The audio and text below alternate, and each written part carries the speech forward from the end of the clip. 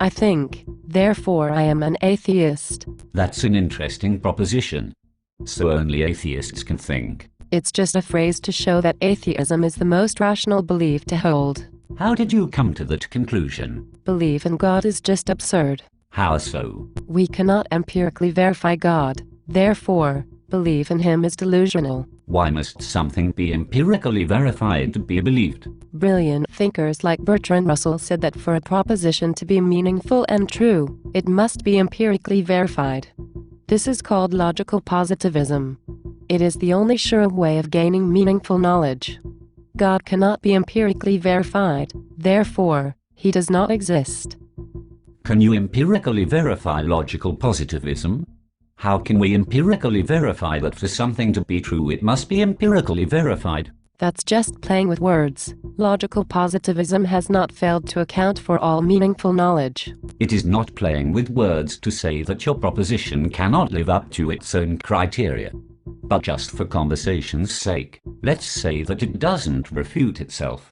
You say that logical positivism has not failed to account for any meaningful knowledge, but we know many meaningful things that cannot be empirically verified. Like what? Let's start with some basics.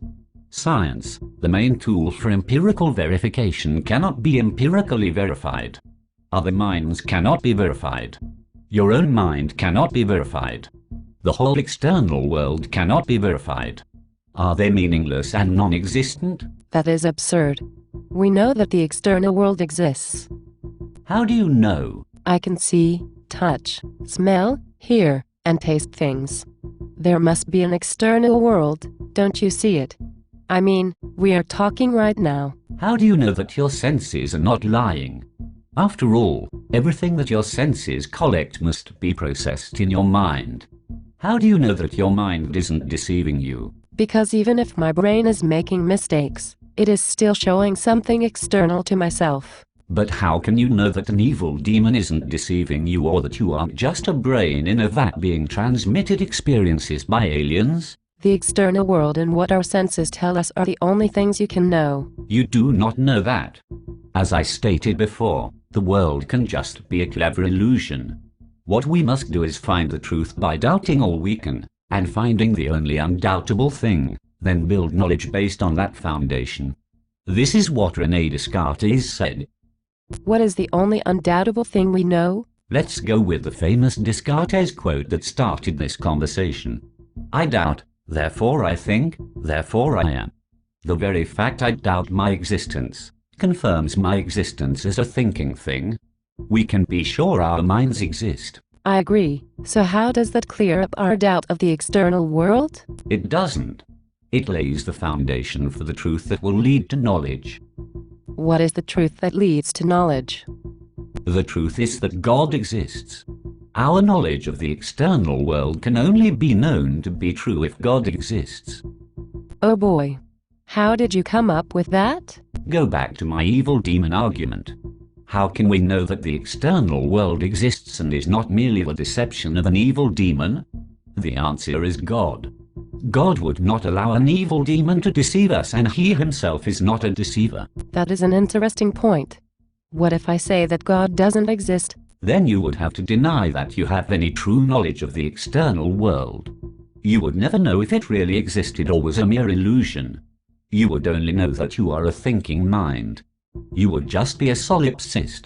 Interesting proposal. Can you prove that God exists? Descartes gave 3 proofs. The first 2 are the ontological and consciousness proofs, which are too complicated to explain now. I will explain the trademark proof. The trademark proof is this. Premise 1, we have ideas of many things. Premise 2, these ideas must arise either from ourselves or from things outside of us. Premise 3, one of these ideas is the idea of God, an infinite, all-perfect being.